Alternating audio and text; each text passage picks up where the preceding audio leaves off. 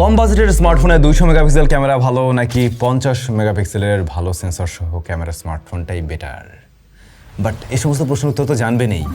Even আজকের ভিডিওতে আপনারা এই গিভওয়ের ব্যাপারে বিস্তারিত সব কিছু জানতে পারবেন, কিভাবে আপনি অংশগ্রহণ করবেন এবং এই দুইটা স্মার্টফোন প্লাস হচ্ছে গিয়ে এই ট্যাবলেট এছাড়াও আরও প্রায় 17টা গিফট কীভাবে আপনারা জিততে পারবেন সে ব্যাপারে আপনাদেরকে জানানো হবে এই ভিডিওতেই। Stay tune.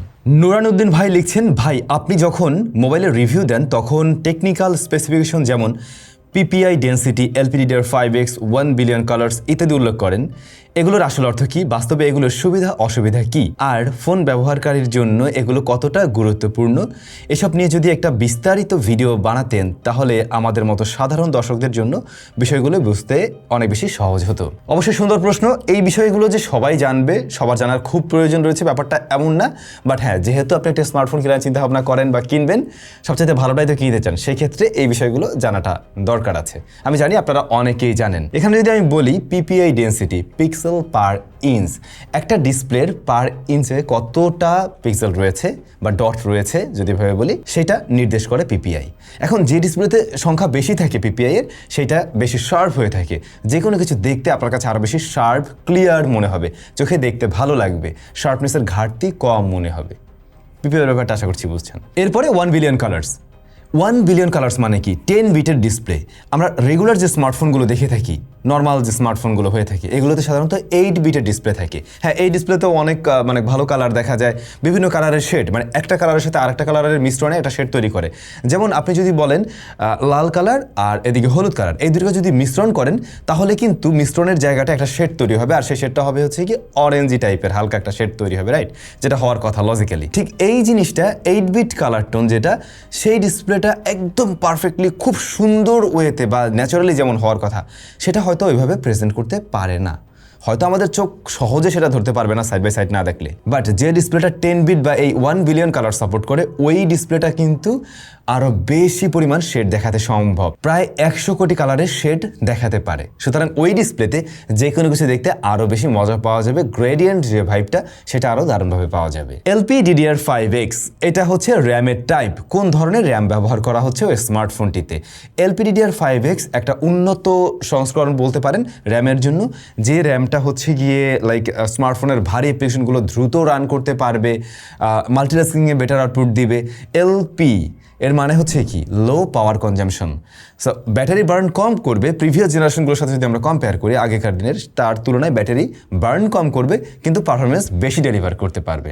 So LPDDR5X, that means এই র্যামটা বা এই টাইপের র্যামগুলো অনেক বেশি পাওয়ারফুল, এফিশিয়েন্ট হয়ে থাকে একই সাথে। আমি আমার টেক রিভিউ ক্যারিয়ারে সবসময় ট্রাই করেছি আসলে খুব স্পষ্ট বাংলায় আপনাদেরকে বোঝানোর জন্য। তো এই ধরনের টেকনিক্যাল টার্মসগুলো আমরা সবাই ইউজ টু হয়ে গেছি বলে হয়তো আমিও বলি, বাট আমি এখন থেকে আবারও ট্রাই করবো যাতে আরও ক্লিয়ারলি আপনাদেরকে বুঝিয়ে বলা যায়। এমডি টুটুল আহমেদ ভাই লিখছেন, ভাই আপনার যেহেতু নিজস্ব একটা দোকান আছে, তাই বলছিলাম যদি আপনার দোকানে আপনি নিজে বেছে বেছে কিছু সেকেন্ড হ্যান্ড মোবাইল বিক্রি করতেন তাহলে আমাদের জন্য খুব ভালো হতো। আর আপনি নিজেও চেক করে পুরাতন ফোনগুলো, যে ফোনগুলো ভালো চলছে সেগুলো দোকানে রাখতে পারবেন। ব্যাপারটা বিবেচনা করার জন্য বিশেষভাবে অনুরোধ রইল, লাভ ফ্রম ময়মনসিংহ।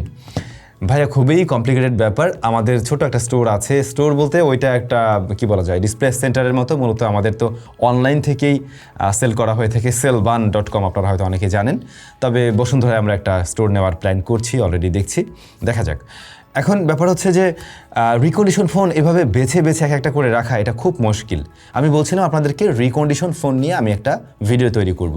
অলরেডি আমি ভিডিওর কাজ করছি, স্ক্রিপ্টিংয়ের কাজ চলছে, খুব শীঘ্রই আপনারা ভিডিওটা পাবেন। যারা second hand pre owned recondition phone কেনার চিন্তা ভাবনা করছিলেন, আই থিঙ্ক আমার ভিডিওটার জন্য একটু ওয়েট করেন। মার্কেটে কি চলে, কিভাবে কি আছে, যেটা জেনে আপনার এই মার্কেটে ঝাঁপ দেওয়া উচিত হবে। কারণ ব্যাপারটা খুঁজতে গিয়ে আমি এমন কিছু পেয়েছি যেটা বেশ অ্যালার্মিং। সো আমার মনে হয় একটু হোল্ড করেন, আপনি 2 দিন পরে না হয় কিনেন।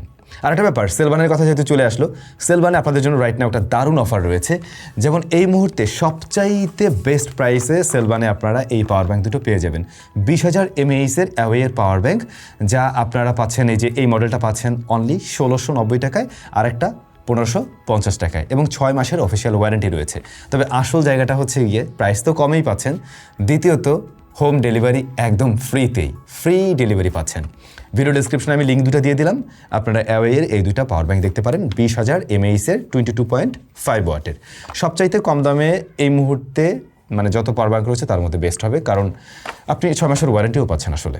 সাদিকুল ভাই লিখছেন, ভাই স্যামসাং A57 তো লঞ্চ হলো, কিন্তু M57 F57 এর কোনো খবর নেই। কালকে এই বিষয়ে বিস্তারিত বললে ভালো হতো।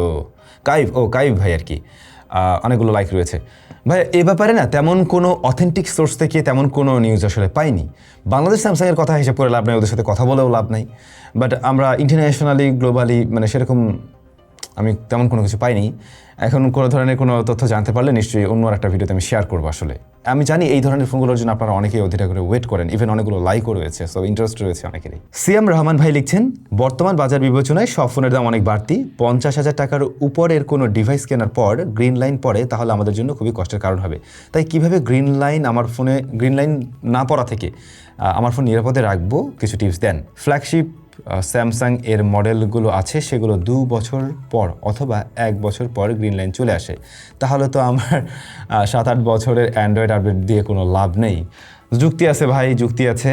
দেখুন আমি লাস্ট ইয়ারে কী ব্যবহার করতাম, Samsung Galaxy S25 ultra, right? এই আলট্রাটা আমার যে ম্যানেজার লিওন, ও আমার কাছ থেকে নিয়েছে, ও ব্যবহার করতেছে।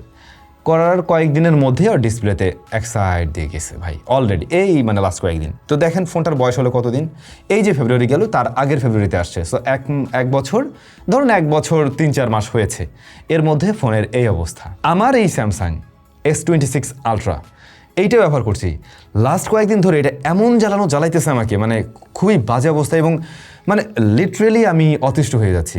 ফার্স্ট অফ অল হচ্ছে এটা অন্য লেভেলের গরম হয়, মানে একদম সেই রকমের, এত বেশি গরম হচ্ছে 40 ডিগ্রির উপর চলে যাচ্ছে হুটহাট করে। লাইক আমি ক্যাপকাটে ঢুকলে তো কোনো কথাই নাই, ধরুন আমি কোনো একটা গেম খেলতে গেলেও অতিরিক্ত হিট জেনারেট করতেছে, একটু হেভি ইন্টারনেট ব্যবহার করছি অতিরিক্ত হিট জেনারেট করছে। এরপরে রিসেন্টলি যেটা খেয়াল করছি গত কয়েকদিন ধরে, ক্যামেরা দিয়ে আমি যখন কোনো একটা ভিডিও শ্যুট করতে যাচ্ছি, ক্যামেরা বা সেই রকমের ল্যাগ দিচ্ছে। তো আমি ভাবছিলাম রেকর্ডিংয়ের পরে এই ল্যাগটা থাকবে না, বাট গতকালকে একটা ভিডিও করতে গিয়ে দেখলাম ভাই ক্যামেরার ভিডিওর ভিতরে সেই ল্যাগ চলে আসছে। মানে আমি ধরেন স্মুথলি 60 FPS রেকর্ড করতেছি, ওর মাঝে কাটা আটকায় যাচ্ছে। এটা জিটারিং না, মানে ডিরেক্টলি ল্যাগ মাইরে আটকাই গেছে এরকম। তো এই যদি হয় অবস্থা এরকম দামি ফোনের, মানে অ্যান্ড্রয়েডের জন্য সর্বোচ্চ ফ্ল্যাগশিপ যাকে আমরা চিনি, ভাই আবারও আমার মন চাইতেছে আমি আইফোনের দিকেই মানে ওইভাবে শিফট করি। আইফোনই সত্যি কথা, মানে এখন আমার এটাই মনে হয়, মানে ওর ইউআই ওইটাই, এটাই হচ্ছে এই কথা। এনিওয়ে, যে প্রসঙ্গে ছিলাম আমরা, গ্রিন লাইন আসলে কীভাবে পড়বে কি পড়বে না এই ব্যাপারটা নিয়ে আগে থেকে তেমন কিছু করার আমাদের হাতে থাকে না। তবে কয়েকটা ব্যাপার আপনি একটু মাথায় রাখতে পারেন। সেটা হচ্ছে যে আপনার স্মার্টফোনটা মানে গ্রিন লাইন মূলত পরে বেশ কয়েকটা কারণের মধ্যে একটা অন্যতম কারণ হলো ফোন অতিরিক্ত হিট জেনারেট করলে এর সমস্যা হতে পারে। তো আপনি যখন কিনা ফোনটাকে চার্জে বসাচ্ছেন ওই মুহূর্তে আপনি কিছু না ব্যবহার করেন, ওটাকে নর্মালি চার্জ হতে দেন। অনেকে চার্জে বসিয়ে গেমিং করেন, যে ধরনের ফোনগুলোতে গ্রিন লাইন পরে এই ফোনগুলো ওই টাইমটাতে ব্যবহার করা থেকে একটু বিরত থাকা বেটার। দেন আপডেট যখন করেন, আপনি আপডেটটা করার সময় একদম হেভি টেম্পারেচার এরিয়া বা ওরকম জায়গাগুলো কিংবা এই যে চার্জিং অবস্থায় এই ব্যাপারগুলো একটু অ্যাভয়েড করুন। অনেক সময় দেখা যায় যে আমরা অটো আপডেট অন রাখি। এখন অটো আপডেটটা ধরুন কোনো সময় হতে পারে অটোমেটিক, সমস্যা নেই, কিন্তু যখন অটো আপডেটটা হচ্ছে ওই মোমেন্টে স্মার্টফোনটা কোন অবস্থায় আছে এটাও একটা বিষয়। সেক্ষেত্রে আপনি ম্যানুয়ালি করতে পারেন, কারণ আপনার ফোনটা তখন চার্জে থাকতে পারে, কিংবা অন্য কোনো একটা জায়গায় রয়েছে যেখানে টেম্পারেচার অনেক হাই, সেক্ষেত্রে আপডেট টাইমেও এই ধরনের ইস্যু হতে পারে। যেহেতু অতিরিক্ত হিটের কারণে অনেক সময় আমরা গ্রিন লাইন আসতে দেখি, তো এই দিকটাতেও আপনি একটু খেয়াল রাখতে পারেন যে আপনার ফোনটা ওভারহিট হচ্ছে কিনা। এর পরবর্তী বিষয় হচ্ছে যে অনেক সময় কিছু ফোনের ক্ষেত্রে প্রেশার লাগার কারণেও কিন্তু হয় বা হাত থেকে পড়ে গেলেও হয়, যেটা অ্যাক্সিডেন্টাল কেস, এটার হিসাব তো আলাদা। এই ক্ষেত্রে যত্নশীল হতে হবে ভাই। এর বাইরে না এই গ্রিন লাইনের ব্যাপারটাকে আপনি কিভাবে আগে থেকে মানে সিকিউর করে রাখবেন আমার নিজের ওইভাবে জানা নেই। আমি ঘাটাঘাটি করছি এটা নিয়ে, তেমন কোনো দারুণ কোনো কিছু পাইনি যেটা আপনাদের সাথে শেয়ার করলে অ্যাকচুয়ালি কাজে দিবে। তো এইটা মানে অনেকটা এখন লাখের উপরে ছেড়ে দিয়ে বসে থাকতে হচ্ছে, এছাড়া তো আর কিছু করার নেই, এই আর কি। বাট যে ধরনের মডেলগুলোতে এই জাতীয় সমস্যা বেশি হয় ওগুলো অ্যাভয়েড করেন, সেটাই বরং বেটার। মাহিন ভাই লিখছেন, ধরে নিলাম আগামী 5 বছরের মধ্যে প্রচলিত স্মার্টফোন ইন্ডাস্ট্রি পুরোপুরি বদলে গিয়ে স্মার্ট গ্লাস অথবা অন্য কোনো পরিধানযোগ্য প্রযুক্তিতে রূপ নিল। স্যামসাং কি নতুন এই পরিবর্তনের সাথে মানিয়ে নিতে প্রস্তুত, নাকি আমরা স্যামসাংয়ের কাছ থেকে নতুন কোনো প্রযুক্তি ব্যবসার ঘোষণা দেখতে যাচ্ছি? সত্যি বলতে ওয়ারেবল যদি এই ধরনের টেকনোলজি আসে, অলরেডি চলে আসছে, ইভেন আমি নিজেও স্মার্ট গ্লাস ব্যবহার করি সামটাইমস, যেটাতে ক্যামেরা রয়েছে, এআই রয়েছে, ওটা জিজ্ঞেস করলে যে সামনে কী আছে বা কি বলে দিতে পারে। সো আই থিঙ্ক যে এটা খারাপ না, আমি এটার সাথে অ্যাড করতে পারবো খুব সহজেই নিজে। ইভেন আমার মনে হয় আস্তে ধীরে আপনারাও পারবেন। তবে স্মার্টফোনটা এত দ্রুত হারিয়ে যাচ্ছে যে ব্যাপারটা এমন না। আই থিঙ্ক এটাও থাকবে, পাশাপাশি ওইগুলোরও একটা আপগ্রেডেশন আমি লক্ষ্য করব। আর হ্যাঁ, যদি বলেন প্রযুক্তিগত কোনো ধরনের বিজনেস বা কোনো ধরনের প্ল্যান আছে কি না, ডেফিনেটলি আছে। নতুন কিছু করার মতো অবশ্যই ইচ্ছেও আমাদেরও আছে। সেগুলোর জন্য অনেক ধরনের সুযোগ সুবিধার প্রয়োজন পড়ে, বাট এগুলো কোনো এক্সকিউজ না। ডেফিনেটলি যে অবস্থায় আছে সেই অবস্থার মধ্যে দিয়েও আমাদের চেষ্টা করব, সেই চেষ্টা করার মতো এনার্জি, ইচ্ছা সব কিছুই আছে। রায়হান ভাই লিখছেন, অনেক ইন্ডিয়ান টেক ইউটিউবার বলছে সিম খোলার পিন দিয়ে নাকি ফোন রিসেট মারা যায়। ফোনের উপরের দিকে কিংবা চার্জিং পিনের আশেপাশে ছোট একটি গর্ত থাকে, সেটির ভেতর সিম খোলার পিন ঢোকালে নাকি ফোন রিসেট হয়ে যায়। এটা কতটা সত্যি জানাবেন।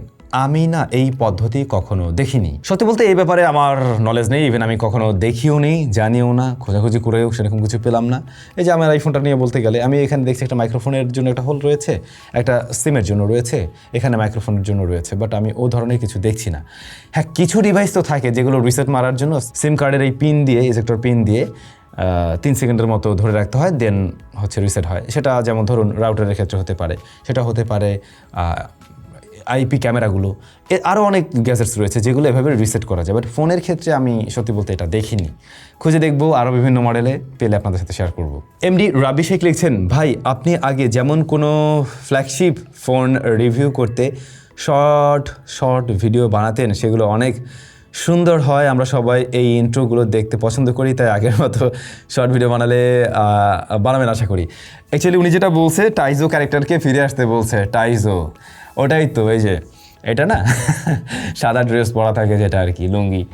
এখন এইটা নর্মালি আমরা আসলে সব ফোনের সাথে করতে চাইও না, করিও না ইচ্ছে করেই, শুধুমাত্র ফ্ল্যাগশিপ স্মার্টফোনের জন্যই করা হয়ে থাকে। তো আমি যদি বলি খুব শীঘ্রই এমন কিছু দেখতে চলছেন আপনারা, সেক্ষেত্রে যারা লেজেন্ড আছেন তারা ধরে ফেলবেন আমি কবে কিসের কথা বলছি। ধরুন আগামী 1-1.5 মাসের মধ্যে। এবারে নিজেরা খুঁজে নেন যে আমি কোন ফোন কিসের জন্য বলছি। রাসেল ভাই লিখছেন, স্যাম ভাই ইদানিং ফোনে 8GB র্যামের সাথে আরও 8GB ভার্চুয়াল র্যাম দেওয়া হয়, এটা কি সত্যি কাজের নাকি পুরোটাই মার্কেটিং গিমিক? র্যামের ক্ষেত্রে আপনার সাজেশন কি? ভাইয়া এক প্রকার বলতে পারেন মার্কেটিং গিমিকই। অ্যাকচুয়াল র্যাম যেটা আছে ওটার দিকে আপনারা প্রাধান্য দিন। হ্যাঁ, যদি ভার্চুয়াল র্যাম থাকে আমার কোনো সমস্যা নেই, আচ্ছা থাকুক, কিন্তু ওইটা দেখে লাভ দেওয়ার কোনো মানে নেই যে এখানে বিশাল বড় র্যাম রয়েছে। র্যাপিড র্যাম টেকনোলজি নামে অনেকে ডাকে, আরও অনেক নামেই ডাকে।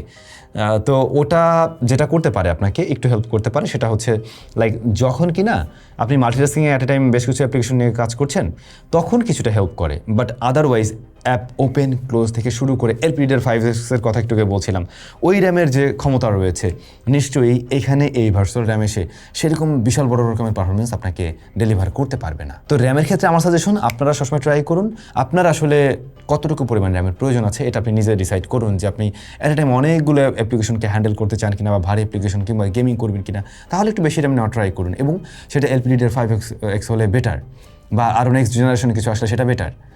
তো ওটাই ভার্চুয়াল র্যাম দেখে কোনো কিছু চয়েস না করারই আমার সাজেশন থাকবে। সুমন ভাই লিখছেন, ময়মনসিংহ থেকে বলছি, সোনি এরিকসনের মতো সাইবার শট ক্যামেরা এখনকার মোবাইলে দেয় না কেন? আচ্ছা, সোনি এরিকসনের সাইবার শট একসময়কার একটা নস্টালজিয়া ফিল আমি ফিল পাচ্ছি, ইভেন আমার নিজেরও ছিল। কার কার হাতে ছিল সত্যি করে একটু হাত তোলেন তো, কমেন্ট করে জানান। ওইটার সবচেয়ে বিশেষ আকর্ষণীয় জায়গা ছিল 2টা। নাম্বার 1 হচ্ছে ওইটার রিয়ারে আমরা একটা ফ্ল্যাশ লাইট দেখতাম, যেটা আমরা একটা ফিজিক্যাল ক্যামেরার ক্ষেত্রে যেমনটা দেখতে পাই, একটা ক্যামেরার ক্ষেত্রে যে ধরনের ফ্ল্যাশ লাইট দেখতে পাই ওই জাতীয় ফ্ল্যাশ লাইট ছিল, যেটা অনেক বেশি ব্যাটারি বাড়ানো করে আর ওটা অনেক গরমও হয়। আর একটা বিষয় হচ্ছে এই ক্যামেরা দিয়ে খুব দ্রুত শট নেওয়া যেত, অর্থাৎ ওর শাটার স্পিড সেই রকমের ছিল, খুব দ্রুত ক্যাপচার করতে পারতো। যে কোনো ফ্যানের ছবি আমরা তুলে ফেলতাম, ওটা দাঁড়াই যেত, জিনিসটা অন্য রকমের ফিল দিত ওই আমলে, আরে সেই না একটা ব্যাপার। কিন্তু আপনি যদি কম্পেয়ার করেন ছবির কোয়ালিটি, তাহলে এখনকার ক্যামেরাগুলো অনেক বেটার আউটপুট দেয়, এখনকার ফোনের ক্যামেরাগুলো। সাইবার শটের যে বৈশিষ্ট্যগুলো ছিল তার মধ্যে যেমন ছিল যে এই যে শাটার স্পিড, দ্রুত ক্যাপচার করার যে ব্যাপারটা, বা স্পোর্টস মোডে ছবি তোলার যে বিষয়গুলো, এরকম যদি বলি, সেই ফিচারগুলো কিন্তু এখনকার ফোনে আমরা পাচ্ছি না যে তা না। এরপর যদি ফ্ল্যাশ লাইটের কথা বলেন, অ্যাকচুয়ালি আমরা ফ্ল্যাশ লাইট দিয়ে খুব কম ছবি তুলি, এখনকার দিনের ফোনগুলোতে লো লাইট মোড দেওয়া আছে। তো সাথে আবার যদি এই নর্মাল যে এলইডি রয়েছে সেটা ব্যবহার করেন, তাতে করে বেটার আউটপুট বের করা সম্ভব হয়। আর ওই ধরনের ফ্ল্যাশ লাইটের জন্য বিশাল মোটা একটা জায়গার প্রয়োজন আছে, আর হচ্ছে ওইটা অনেক বেশি ব্যাটারিও বার্ন করে। এই সমস্ত কারণে আপনি এই জাতীয় ফিচার্সগুলো এখনকার ফোনে হয়তো ডিফারেন্টভাবে ব্যবহার হতে দেখছেন, বাট রেজাল্ট আপনার কাছে আগের চাইতেও বেটার। কোনো ক্ষেত্রে আপনার কাছে মনে হতে পারে ওইটা আরও বেশি ক্যামেরার মতো একটা ভাইব দিত, এটা সত্যি, এটা আমি মানি। অমিত মল্লিক ভাই লিখছেন, ভাই এখন তো আর ফোনের জন্য টিপস দেন না, মানে টিপস অ্যান্ড ট্রিক্সের ভিডিও তৈরি করছি না, আমরা আবারও কন্টিনিউ করবো ভাই, কথা দিচ্ছি। তবে মানে একদম রেগুলার যে নিয়ে আসতে পারবো এমনটা হয়তো না, বাট মাঝে মাঝে আমরা ট্রাই করবো ডেফিনেটলি। এই যে সিমিলার টাইপের একটা কমেন্ট পেয়েছি ভাই, ভাইয়ের নামটা আমি পাইনি। উনি লিখছেন, অনেকদিন আগে আপনার সাদা পোশাকের একটি নাটকীয় ভিডিও দেখছিলাম, ভিডিও আমার এতটাই ভালো লেগেছিল যে এখনও মনে আছে। ঠিক সেই ধরনের আরেকটি সুন্দর নাটকীয় ভিডিও খুব শীঘ্রই দেখতে চাই। অনেক ভালোবাসা, শুভকামনা রইল। টু বি ভেরি অনেস্ট, মানে টেকের সাথে তো ওই ভিডিওগুলো খুব একটা সিঙ্ক করে না, করার কথাও না, বাট হয় কি আপনারাও একই ধরনের ভিডিও দেখে দেখে তো অভ্যস্ত, তাই আমরা মাঝে মধ্যে বছরে 2-3 বার যদি এরকম কিছু করা যায়, আই থিঙ্ক যে সেটা খুব একটাও খারাপ না। হ্যাঁ, কারো কাছে ওর চাইতে মনে হবে যে টোটাল ব্যাপারটা ইনফরমেটিভ হলেই ভালো হতো, ইনফরমেশন তো থাকেই। তারপরে তো আমরা এখন থেকে মানে ট্রাই করবো আবারও কন্টিনিউ করার জন্য যতটুকু পারা যায় আর কি। অ্যাকশন মুভিজ ভাই ওনার নাম লেখেন, উনি লিখছেন, স্যাম ভাই চমৎকার এই মেগা গিভওয়েতে যেন কোনো জটিল শর্ত বা কন্ডিশন না থাকে, আমাদের মতো সাধারণ দর্শক ও প্রতিটি সাবস্ক্রাইবার যেন খুব স্বাচ্ছন্দ্যে এতে অংশগ্রহণ করতে পারে সেই অনুরোধ জানাচ্ছি। গিভওয়ের প্রসঙ্গে যদি চলে আসলো, চলুন আমরা এগুলো নিয়ে একটু এখনই কথা বলে ফেলি, কীভাবে আপনি গিভওয়েতে অংশগ্রহণ করবেন এবং কী কী গিফট পাচ্ছেন। ফার্স্ট অফ অল আপনি পাচ্ছেন এই যে এই ট্যাবটা, তারপরে রয়েছে দুইটা স্মার্টফোন, তার মানে 2টা স্মার্টফোন এবং একটা ট্যাবলেট। শুধু এটুক না, এর বাহিরেও আরও 7টি গ্যাজেটস থাকবে আপনাদের জন্য। গ্যাজেট হিসেবে কী কী থাকতে পারে? ঘড়ি থাকতে পারে, স্মার্ট ওয়াচ থাকতে পারে, পাওয়ার ব্যাঙ্ক থাকতে পারে, ফ্যান থাকতে পারে TWS বা ব্লুটুথ স্পিকার। এগুলো আমি আর ভিডিওতে দেখাচ্ছি না, বাট এই জাতীয় গিফটস আপনাদের জন্য থাকবে। তো মোট হলো 10টা গিফটস। বাট না, শুধু 10টা গিফট দিলে তো চলবে না, আপনাদের জন্য আরও 10টা গিফট রয়েছে। সেগুলো হতে পারে কি, আমাদের স্যামসংয়ের ক্যাপ, অথবা আমাদের টাইজোর ক্যাপ রয়েছে, নিউ ইয়র্কের ক্যাপ রয়েছে, সেগুলো থাকতে পারে। বাট আমার নিজের যদি আরও বেশি ভালো লেগে যায় আপনাদেরকে, সেক্ষেত্রে আমি এই ক্যাপ বা গিফটসের সংখ্যা আরও কিছুটা বাড়িয়েও দিতে পারি, যেমনটা আমি প্রিভিয়াসলিও করছিলাম। তো এবারের এই যে গিভওয়েটা অ্যারেঞ্জ করছি আমরা স্যামসং এবং SMS গ্যাজেটস মিলে। সো SMS গ্যাজেটকে অনেক অনেক ধন্যবাদ যে তাদের কাছ থেকেও আমরা উপহার পেয়েছি, এবং এই উপহারগুলো আপনাদেরই, আপনারা পাবেন। আসলে ওদেরকে একটা থ্যাঙ্কস আমরা জানাতেই পারি। বাট কিভাবে অংশগ্রহণ করবেন? কিছু তো কষ্ট করতেই হবে। কষ্টটা হচ্ছে আপনি আপনার নিজের জন্য করবেন, আমার জন্য কিংবা SMS গ্যাজেট কারোর জন্য কিছু করতে হবে না। কষ্টটা শুধুমাত্র আপনি আপনার নিজের জন্যই করবেন। আপনাকে একটা গাছ লাগাতে হবে, সেটা আপনি আপনার জায়গায় লাগাতে পারেন, অথবা আপনি সরকারি জায়গায় যেখানে গাছ লাগানো যায় সেখানেও চাইলে লাগাতে পারেন। এই ক্যাম্পেইন এর আগেও আমরা করছিলাম, আরও 2 বছর আগে। তখন আমরা প্রায় 1.5 লক্ষর মতো গাছ লাগিয়েছিলাম এভাবে। আপনি যে গাছটা করবেন, একটা গাছ লাগাবেন, বা 2টা বা 10টা বা 100টা বা 1000টা, এই গাছ লাগানোর ছবি আপনি তুলবেন যে আপনি গাছটা লাগিয়েছেন। যে কোনো একটা জায়গায় গিয়ে একটা ছবি তুলে দিলেই হবে না, ওই গাছ কে না কে লাগিয়েছে তা তো আমি বুঝবো না। আপনি যে লাগাচ্ছেন ওই মোমেন্টের একটা ছবি আমি চাই। এবারে একটা গাছের মানে লাগাচ্ছেন, সেটার 10 রকমের 10টা ছবি তুলে সেটা পোস্ট করলেও হবে না ব্রো।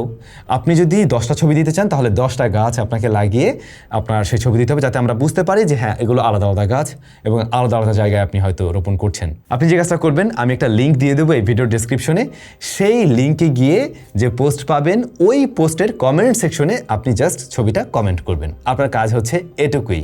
এটুকু কষ্ট না হয় করেন, এটুকু দেশের জন্য করেন, আপনার নিজের জন্য করেন, আমাদের জন্য করতে হবে না। আর সেই সাথে আপনি এই জিনিসগুলো জিতেও যেতে পারেন। তো কবে কি আমরা রেজাল্ট দিচ্ছি, কীভাবে রেজাল্ট দিচ্ছি, প্রতিটা বিষয় বিস্তারিত ভিডিও ডেসক্রিপশন থাকবে, এবং আমি তো আপডেটগুলো দিয়েই যাব। এইটা আমরা মানে ক্যাম্পেইনটা যেহেতু একটু লং টাইম করতে যাচ্ছি, কেন গাছগুলো যাতে মানুষজন একটু লাগায় আর কি, সময় পায়। কারণ দেখুন, আমি হয়তো আজকে একটা গাছ লাগানোর সুযোগ পাচ্ছি, বাট আরেকজন ব্যস্ত থাকতেই পারে, ওনার জন্য শুক্রবার হলে বেটার। তাই আমরা একটু বেশ কয়েকদিন এটা রান করবো, মাসখানেকের মতো। হ্যাঁ, তো এর মধ্যে আপনারা আশা করছি সবাই জয়েন হবেন, এবং এটা বেশ মজার, বেশ ভালো হবে। আমরা অনেকগুলো গাছ টাছ লাগাতে পারবো বাংলাদেশে, গাছের পরিমাণ তো দিন দিন কমছে, তাই না? সো এটা সবার জন্য ভালো। ওকে, তো মনে হয় না বোঝানোর আর কিছু আছে, আপনারা বুঝে ফেলছেন।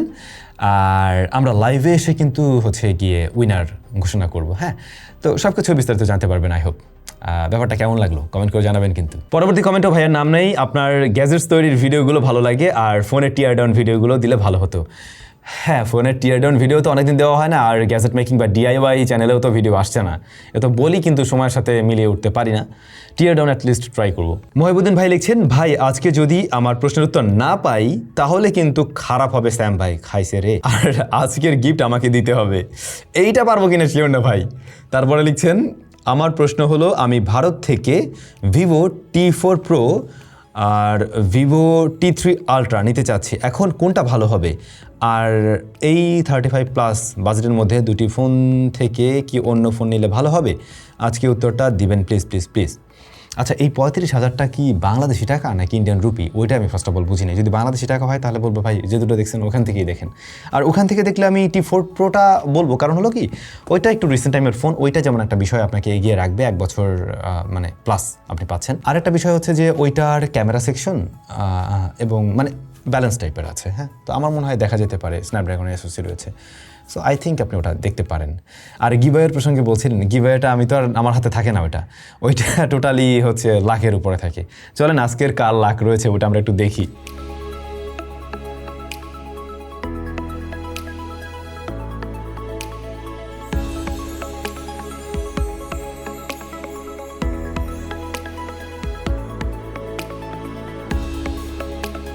অনেক অনেক অভিনন্দন আজকের উইনারকে। আর যারা উইনার হননি, একদমই মন খারাপ করার কারণে প্রতি রবিবারে এই আয়োজন আমাদের থাকে। আর এই মেগা গিভের ব্যাপারটা তো থাকলোই, অনেকগুলো গিফট, সুতরাং আপনার হাতে কোনো না কোনো চান্স রয়েছে। আর যদি আপনি ফেলও করেন, ওই গাছ কোনো না কোনো দিন আপনাকে উপহার দিবেই দিবে, এটা শিওর থাকেন। হয় ওই গাছটা ফল দিবে, আইদার ওই গাছ বড় হয়ে যখন অনেক বড় হয়ে যাবে আপনি হয়তো তখন এই ফোনের চাইতেও বেশি ভ্যালুতে ওটা সেল করতে পারবেন, আইদার ওর হোল লাইফে আপনাকে এর চাইতেও বেশি কিছু দিতে পারবে। সো আপনি উইনার। দেখা যাক, এমনি তো আপনি যদি এই গ্যাজেট বা মোবাইল জিতে যান সেটা তো আলাদা বিষয় থাকলোই। সবাই ভালো থাকবেন, দেখা হচ্ছে স্যামজনের নতুন কোনো ভিডিওতে।